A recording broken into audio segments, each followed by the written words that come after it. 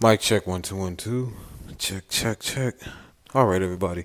So last week there was a story that broke out about this pastor on the left hand side of your screen by the name of Brodes Perry, who was allegedly shot to death by his alleged side chick there on the right side of the screen, 39-year-old Latasha Daniels. Now, there's a lot of people on the internet trying to figure out why did this happen? Why did this woman, who was a business owner, who was a clinical psychologist specializing in mental uh, issues related to anger management, why does she allow herself to get caught up in this position to be entangled in an affair with a married pastor? And what you're seeing is a lot of people displaying their fundamental misunderstanding about male and female sexual intersexual dynamics, because people are saying, why did she do this? She was educated, she had a degree, and couldn't she put her work to use, her training to use as an anger management specialist? And couldn't she have allowed these things to allow her to be above the fray of getting involved with a married pastor, number one, and then going to his house and being so angered to pull out a firearm and blow this man away, taking him away from the earth realm and away from his family? Could she have used those things to prevent this from happening? And when you look at that, you realize people that shows their lack of understanding of how male female sexual dynamics work, because people think that just because she had a degree and all those things that she was above the being involved in a fray like this. But if anything, that has nothing to do with it. Okay, because it clearly shows people that say this, they don't understand what hypergamy is all about. Now, female hypergamy, for those who are uninitiated, is the female strategy for mating that calls for her to seek the best absolute male that she can find. And oftentimes, for many women, that means going after a man that is not available to them, a man that is already involved with another woman. It's called pre-selection. Women who go, look, when I was a kid, I used to hear grown women say how they did not want to be with a man that did nobody else want. Now, that lesson stuck with me all my life. At the time, I didn't know what pre-selection was, but that's what it is. Okay? Women like to be with a man that other women desire. And this woman clearly, and this is a common thing. Women love men who are married. Happens all the time. Women love this kind of guy. They love, because in their mind it shows that, well, if this woman gave up her life, gave up all her options to be with this married man, it shows that he must be some special. So therefore, maybe I can get him. Okay? That's what this woman was thinking. And I don't know how long this affair was going on. It must have been going on for a long, long time.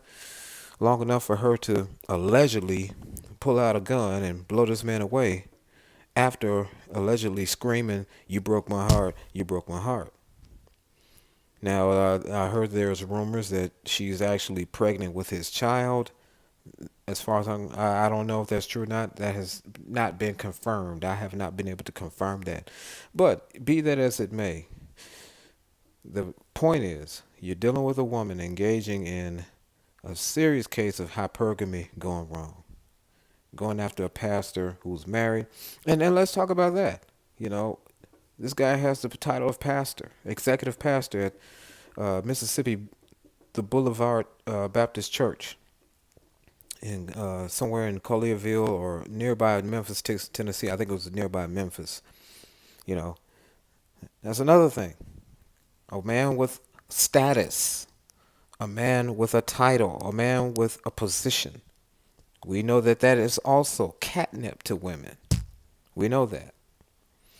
So all of these comments about why she didn't do it, and she had her act together, and why did she throw her career away just for a man, just for this, that, and was it that good to the guy? Was the D that good that she had to do all this? Okay, yeah, the D might have something to do with it, but no. It comes down to the laws and the basics of the sexual marketplace. This woman was acting on her hypergamous instincts to go after a man that she knew was not available, but yet she thought she could wrangle in eventually. She thought she could. And when she realized she couldn't, well, we all know what the saying goes, or how the saying goes. A woman scorned is worse than hell. Worse than the fury of hell. We all know that. So this dude, he's gone, all due to the female instinct of hypergamy. She realized that she couldn't have this man, so she wanted to make sure that nobody had him. That's what this is about. Female hypergamy. That's the mating strategy. Somebody says, oh, she could have had anybody she wanted. She's successful and she's got this business and she's about helping people and she could have had, she needed therapy herself, da da da. No. It has nothing to do with that. It has nothing to do with those things. No man cares about all that stuff. All he cared about was her face and her body. That's what he cared about. Okay? And all she cared about was how he made her feel. Those tingles that he gave her. And when I say tingles, yeah, I'm talking about them tingles that women feel below the waist. Them tingles. Them tingles. Yeah. So, no woman is immune to the effects of the sexual marketplace, the laws of the sexual marketplace. This is how it goes.